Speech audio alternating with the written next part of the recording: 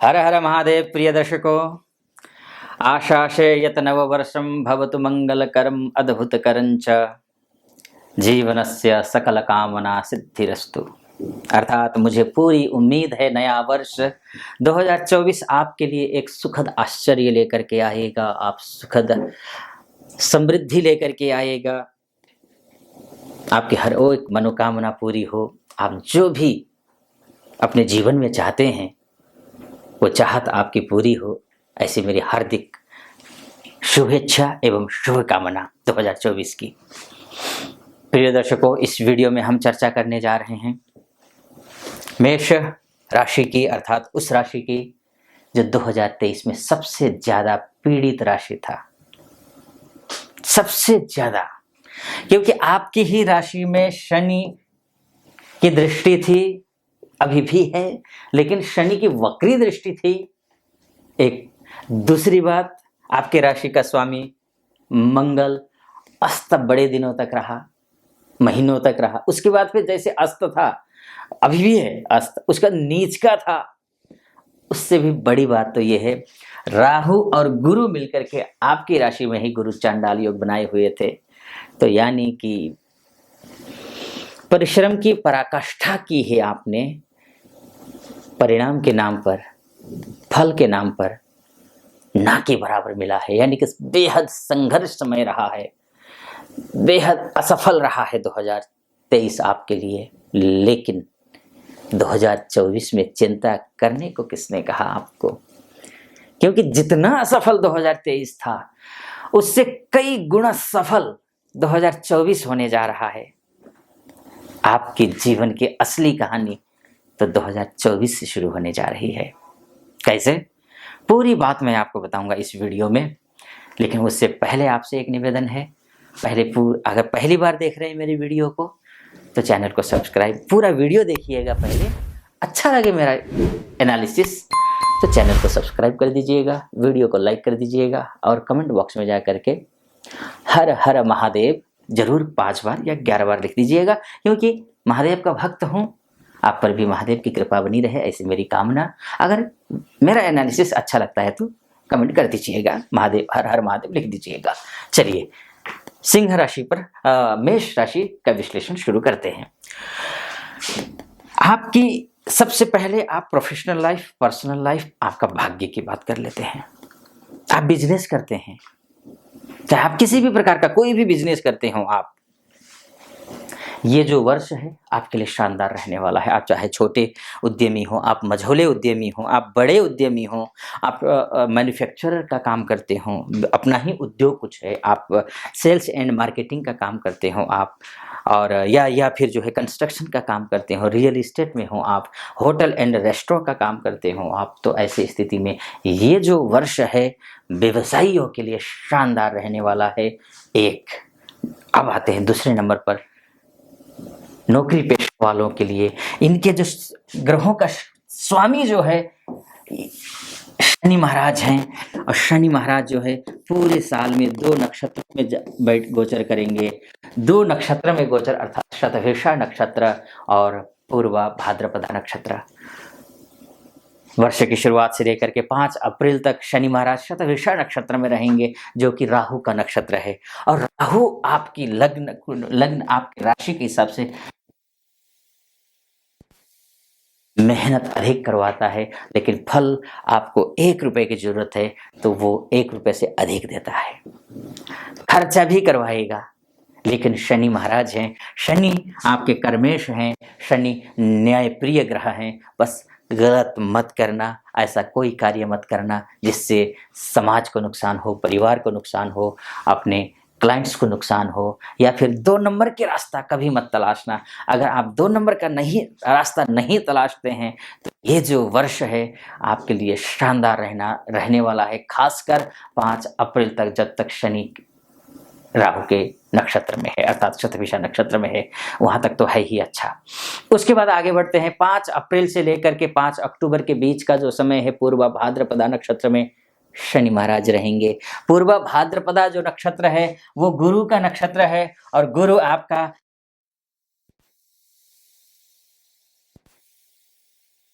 देखने का मतलब ये है कार्य क्षेत्र में भाग्योदय करवाएगा। हाँ, यहाँ एक 1 मई को लेकर के एक बात मैं अब बाद में कहूंगा आपको, लेकिन हाँ, अगर शनि के दृष्टिकोण से देखते हैं तो 5 अप्रैल से लेकर के 5 अक्टूबर के बीच का जो समय है, पूर्व भाद्रपदा नक्षत्र में शनि महाराज रहेंगे, जो कि आपके लिए अत्यंत शुभ है। लेकिन गुरु की अगर जहां तक बात करें, गुरु इस बीच में अस्त रहने वाले हैं। किस तारीख से किस तारीख तक? ये 3 मई से लेकर के 3 जून के बीच में गुरु महाराज अस्त रहने वाले हैं। अर्थात आपका भाग्येश जो है गुरु है, और गुरु जब अस्त रहेंगे तो आपको करना क्या है? कर्म करना है। ये जो वर्ष है आपके लिए, एक बात तो समझ लीजिए, चाहे शनि की दृष्टि से देखें, आपके कर्म 2 चीज जीवन में मिल जाए। एक बात करके फिर आगे बढ़ूंगा मैं। 2 चीज जीवन में मिल जाए, आपका भाग्य अच्छा हो, जो आप कर्म कर रहे हैं उस कर्म का पूर्णतः आपका भाग्य साथ दे, तो आप सफल हैं। और इस वर्ष आपका साथ दे रहा है, लेकिन शर्तें हैं वो ऐसी हैं, गलत काम नहीं करना है। इसमें शर्त किस बात की? शर्त भी नहीं है। गुरु धार्मिक ग्रह है, आप सात्विक चलिए, डेली रूटीन को ठीक रखिए, किसी के साथ अन्याय मत कीजिए, अपशब्द मत बोलिए, व्यवहार कुशल बनिए, वाणी में मधुरता लेकर के आइए। एक उपनिषद में ईशावास्यो उपनिषद है, उसमें है ना, पहला ही मंत्र कहिए, ऋचा कहिए या श्लोक कहिए, ईशावास्यमिदं सर्वं यत्किंच जगत्याम जगत तेन त्यक्तेन भुंजिथाः मा गृधः कस्यचित् धनम्। यानी कि सब कुछ ईश्वर का ही है, उसका भोग कीजिए, लेकिन उसका आसक्ति मत पालिए। वो इस वर्ष कहता है आपकी राशि को। आप जो भोग करना चाहते हैं, गाड़ी चाहते हैं, गाड़ी मिल रही है, प्लान कर रहे हैं ना, पैसे के इंतजाम नहीं हो पा रहे थे तो पैसे के इंतजाम होंगे। घर खरीदने की प्लानिंग कर रहे हैं, सफलता नहीं मिल रही थी, सफलता मिलेगी। आप भोगिए, भोगने के लिए ग्रह दे रहा है, क्योंकि आसक्ति के लिए ग्रह मना कर रहा है इस वर्ष। आसक्ति, गलत रास्ते से जा करके आप हासिल करना चाहते हैं तो फिर आपके लिए मुश्किलें हैं इस वर्ष। अन्यथा शुभ रास्ते से 1 नंबर के काम के लिए ये वर्ष जो है आपके लिए सबसे बेहतर है, सबसे बेहतर। इससे बेहतर वर्ष पिछले 2-3 साल ऐसे नहीं रहे होंगे आपके लिए। 2021 बल्कि 20 से लेकर के 23 का बीच जो 3-4 साल है वो इतने अच्छे नहीं रहे होंगे जितना अच्छा 24 रहने वाला है। तो खैर, मैं शनि पूर्व भाद्रपदा नक्षत्र में, गुरु के नक्षत्र में है तो शुभ है, अच्छा है। लेकिन मई के महीने में सावधानी अधिक बरतना है। कोई भी काम करना हो, बिजनेस करते हैं, किसी प्रकार का कोई डील करना चाहते हैं तो सावधानी बरतिए। सावधानी कैसे? बड़े से सलाह लीजिए, गुरु की उपासना कीजिए, माता पिता का चरण स्पर्श कीजिए। अगर रहते हैं घर से दूर रहते हैं, कम से कम कॉल के माध्यम से ही माता पिता से बात कीजिए, उनसे आशीर्वाद लीजिए, उनका अपमान मत कीजिए। इसके बुजुर्ग जो होंगे, गुरुजन जो होंगे, उनका साथ निभाइए, दीन दुखियों की सेवा कीजिए। ऐसा करने पर गुरु प्रसन्न होंगे, गुरु उस 1 महीने में। बस ये ध्यान रखना है। और कोई भी कार्य करना है तो अनुभवी लोगों से सलाह लेकर के कार्य कीजिए, ये है।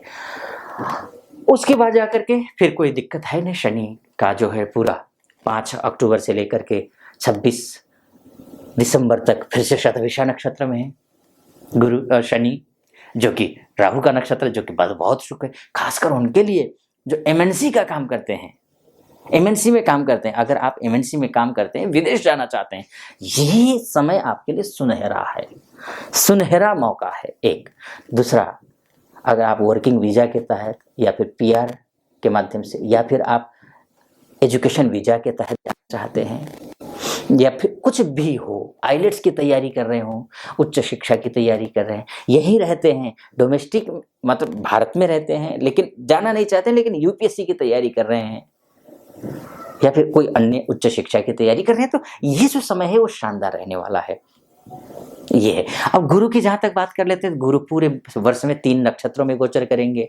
एक भरणी नक्षत्र में अर्थात शुक्र के नक्षत्र में। शुक्र कौन है आपकी कुंडली में? और शुक्र को देख लीजिए, आप बिजनेस करते हो तो शुक्र बिजनेस कारक ग्रह है, और शुक्र आपके लिए बहुत शानदार है, बहुत बढ़िया, बहुत अद्भुत। वैसे गुरु और शुक्र के बीच में अच्छे रिश्ते होते नहीं है, लेकिन शुक्र के नक्षत्र अर्थात सप्तमेश के नक्षत्र में जब होगा, गुरु आपके बिजनेस को डेवलप करवाएगा, अच्छे डिसीजन दिलाएगा। सावधानी रखनी है, सावधान, लापरवाही तो ये साल कहता नहीं है। अच्छे व्यक्तियों के लिए शानदार अद्भुत समय है। उसके बाद जाकर के 16 अप्रैल से लेकर के 12 जून के बीच में कृतिका नक्षत्र में गुरु महाराज रहेंगे। और कृतिका नक्षत्र सूर्य का नक्षत्र होता है। और सूर्य का नक्षत्र क्या होता है? ये अगर आप किसी से प्यार करते हैं, शादी करना चाहते हैं, बात नहीं बन रही है, इस साल बनेगी। कब से कब तक? खासकर 16 अप्रैल से लेकर के 12 जून के बीच में। लेकिन ध्यान रखना, कंफ्यूज बिल्कुल मत होना। सूर्य के नक्षत्र में बृहस्पति शुभ फल देता है, लेकिन बृहस्पति अस्त है मई में, तो अधिक मेहनत करनी है, अशुभ नहीं है। गुरु की उपासना करनी है, इतना ध्यान। बड़े बुजुर्गों की पूजा, बड़े बुजुर्गों की बातें माननी है, उनसे आशीर्वाद लेना है, बस इतना ध्यान रखना है।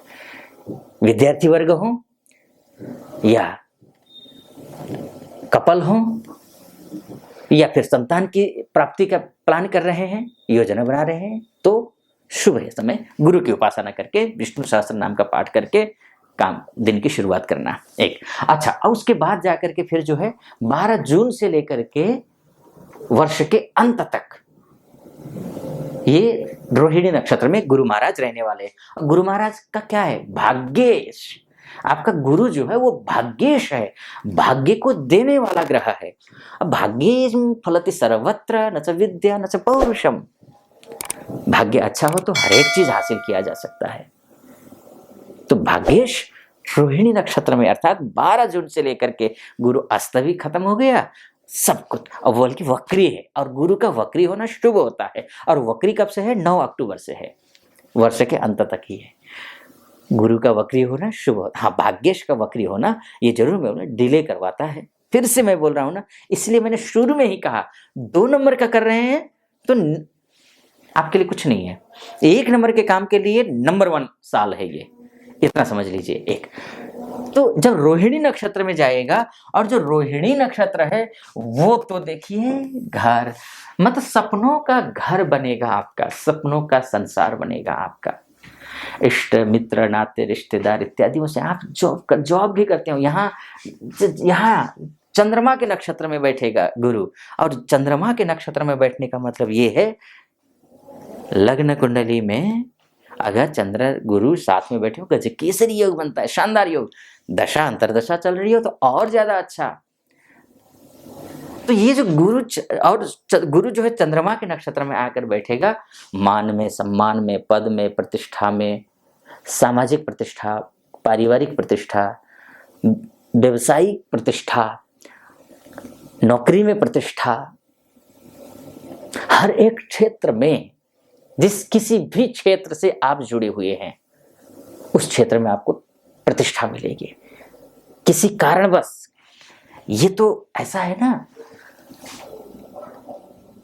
मेष राशि वालों पर तो जब ये नीच का भी हुआ है, अस्त भी हुआ है, शनि की भी दृष्टि थी, आपकी गलती थी नहीं और आपको अपमान होना पड़ा है, आपको अपमान झेलना पड़ा है। अपमान नहीं झेले होगे तो फिर काम का पूरा श्रेय नहीं मिला होगा। भाई मैं रग रग से वाकिफ हूं मेष राशि वालों के साथ क्या हुआ है। तो ऐसी स्थिति में अब जो समय है ये चंद्रमा के नक्षत्र में जब जाएगा, अद्भुत सब कुछ आपको देगा, मान सम्मान सब कुछ देगा। बस इतना है कि आपका गुरु अच्छा होना चाहिए। गुरु यानी कि आपका जो भाग्येश है आपके लग्न कुंडली में, अर्थात date of birth, time of birth और प्लेस ऑफ बर्थ के हिसाब से जो आपकी लग्न कुंडली बनी होगी, उस लग्न कुंडली में गुरु अस्त नहीं होना चाहिए, नीच का नहीं होना चाहिए, दशमांश में कमजोर नहीं होना चाहिए, त्रिशांश में कमजोर नहीं होना चाहिए, त्रिक भाव में जाकर के ना बैठा हो दशमांश कुंडली में, या फिर त्रिंशांश कुंडली में, या फिर चतुर्थांश कुंडली में कहीं त्रिक में जाकर के बैठा हो बृहस्पति या फिर शनि, तो ऐसी स्थिति में तो देखिए जो मैं फलादेश कर रहा हूँ वो आप पर 100% नहीं बैठेगा सटीक, अन्यथा जो मैं फलादेश कर रहा हूँ वो आप पर सटीक बैठेगा।